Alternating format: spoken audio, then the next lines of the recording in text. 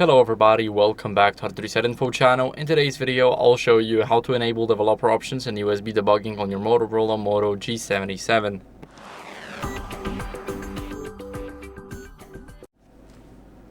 So first, what you guys want to do is go over into the settings. Now here in the settings, we're gonna scroll a bit down until we see the about phone. So this is very important. Now we scroll down and we go to device identifiers and we tap on the build number until we see the option to enter our password.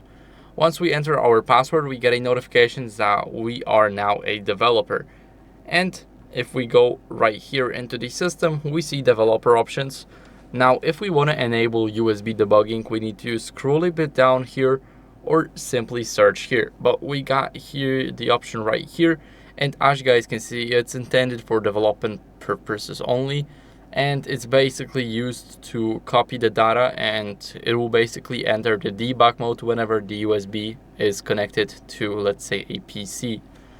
So that's how you guys can do that. I hope this video was helpful. If it was, then leave a like, subscription, and a comment, and I'll see you in the next one. Bye.